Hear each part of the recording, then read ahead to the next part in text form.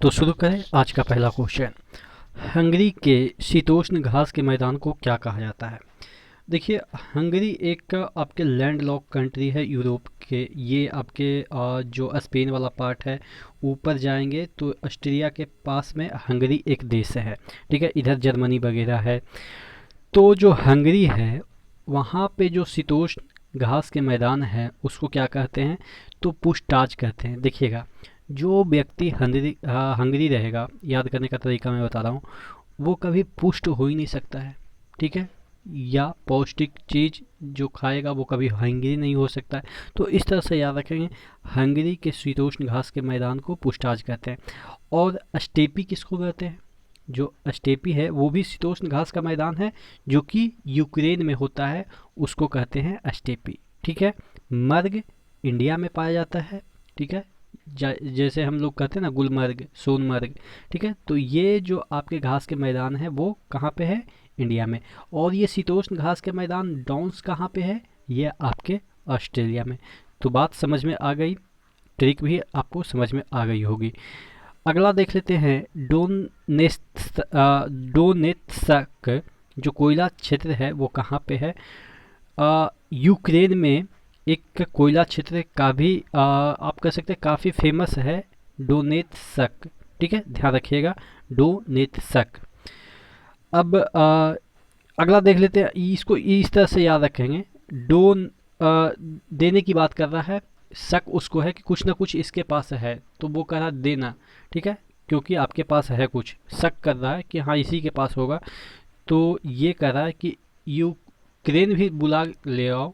You मतलब तुम, crane crane मतलब जो उठाते हैं, क्रेन भी बुला के ले आओ, तो देख लेना कि मेरे पास नहीं है। क्रेन से यानी कि तोड़ फोड़ के देखेगा घर में कि कुछ है कि नहीं है, तो क्रेन भी ले आओ। इस तरह से हम याद रख सकते हैं। हालांकि बेतुका है, लेकिन आप अपने तरीके से याद कर लीजिएगा।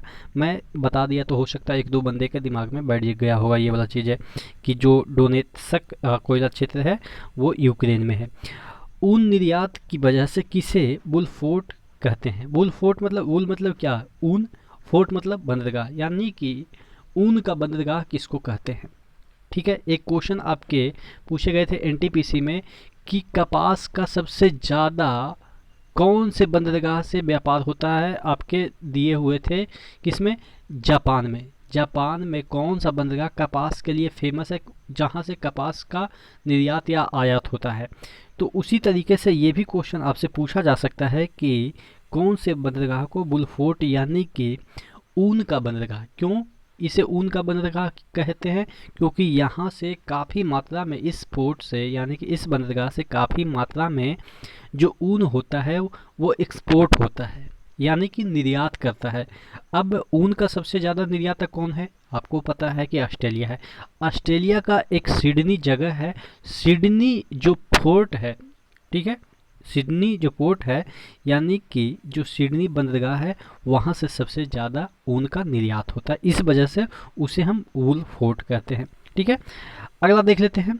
विश्व का सबसे बड़ा ग्लेशियर जो अंटार्कटिका महादेश में है, नाम क्या है? देखिएगा, पृथ्वी आपका ये है, आर्कटिक महासागर है, ये अंटार्कटिका महादेश है। महासागर महादेश समझ में आ रही है ना बात? ये आपका महादेश है, महादेश जिसे हम जमीन वाला पार्ट कर सकते हैं, हालांकि ये तो बर्फ है, और महासागर जिसमें कि जल होता है। तो ऊपर वाला जल है और नीचे वाला जमीन है, इस तरह से भी याद रखेंगे, क्योंकि जमीन नीचे रहेगा, उसके ऊपर न जल तैरता है। बात समझ में आ रही ना भाई?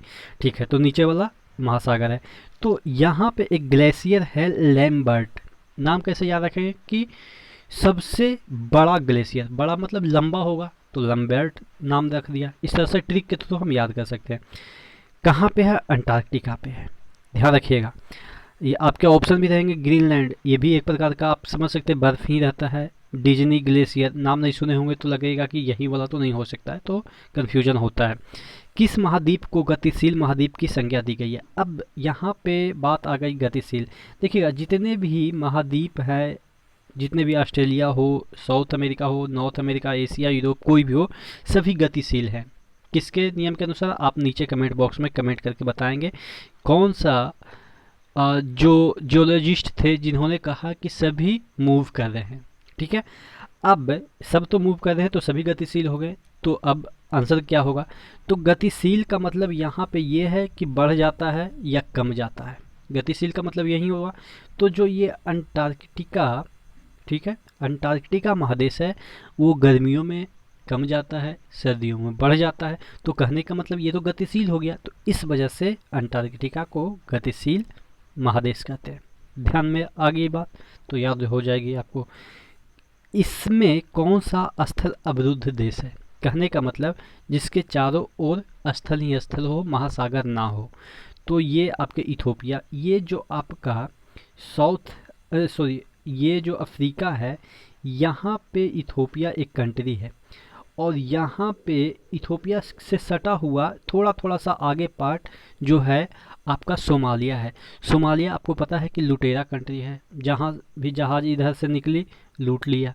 तो सोमालिया का तो आपने नाम सुना होगा कि सोमालिया के लुटेरे। और इथोपिया को थोपिया देते हैं, थोपिया मतलब चाटा मार के कहते हैं अंदर रहो तुम, समुद्र के किनारे मत आओ, क्योंकि हम लोग लुटेरे हैं, समुद्र लूटने का काम हम करेंगे। इथोपिया को अंदर रखते हैं ये, यानी कि इथोपिया से थोड़ा सा आगे ही सोमालिया है। थोड़ा थोड़ा सा आप मान के चलो कि ये इथोपिया का बॉर्डर है, और यहाँ से ये होते हुए ये आपका सोमालिया है। सोमालिया इसको घेरे रखा है, ठीक है, समुद्र से इसको सटने नहीं दिया है। तो इथोपिया आपका हो गया, थोपिया के रखा है अंदर कि तुम अंदर रहो, ठीक है। तो इस तरह से याद रखेंगे। हंगरी, अगर कोई भी कंट्री समुद्र से सटा रहेगा तो वो हंगरी नहीं रह सकता, क्योंकि मछली वगैरह तो वो निकाल ही सकता है समुद्र से। तो इस वजह से हंगरी आपका स्थल अवरुद्ध है, क्योंकि हंगरी नाम ही है, ये भूखा रह जाएगा। अभी मैंने बताया था पहले ही क्वेश्चन में कि अच्छा बेलारूस, बेला मतलब बेल कहाँ पे होता है? बेल मतलब घंटी कहाँ पे होता है? दरवाजे पे होता है। तो यानी कि अंदर जाने की बात कर रहे हैं, जब अंदर जाएंगे तो बेल दबा के जाएंगे। तो अंदर यानी कि अंदर है, ये वाला कंट्री जो है आपका अंदर है, जो समुद्र है उससे अंदर है, तभी तो बेलारूस नाम रह गया। तो इस तरह से देखिए ट्रिक बना के हम याद रख सकते हैं। ऑस्ट्रिया, ऑस्ट्रिया पे सभी लोग चढ़ाई कर देते थे, कभी जर्मनी कभी इटली, यानी कि बीच में होगा तभी तो सभी लोग चढ़ाई कर देते थे। तो इस तरह से हम याद कर सकते हैं, सभी जो कंट्री है वो आपके स्थल अवरुद्ध हैं, ठीक है। अगला क्वेश्चन देख लेते हैं, यूनेस्को द्वारा किस भारतीय शहर को पहले विरासत स्थल के रूप में शामिल किया गया? देखिए पहले तो जो यूनेस्को होता है वो मोनूमेंट वगैरह को, यानी कि जो पौराणिक चीज़ें होती है, स्थल होती है, उसको अपने विरासत में रखता था। लेकिन ये शहर को भी अपने विरासत में रखा पहली बार भारत के अहमदाबाद को, ठीक है। अगला क्वेश्चन है एरेसिस अस्कैरिस, सॉरी अस्कैरिस किसका साधारण नाम है? तो देखिए अस्कैर मतलब क्या होता है? डरना। और बचपन में जब आपके पेट से जोक निकलता था लैट्रिन के माध्यम से, तो आप एल्बेंडाजोल गोली खाते थे तो मर जाता था। तो वो जो जोक निकलता था वो कैसा होता था? राउंड होता था या चपटा होता था? देखेंगे तो राउंड होता था, ठीक है। तो आप अस्केर हो जाते थे, डर जाते थे। क्यों? क्योंकि कहते थे कि अब तो पेट में जोक हो गया, अब तो मतलब कि क्या होगा क्या ना होगा।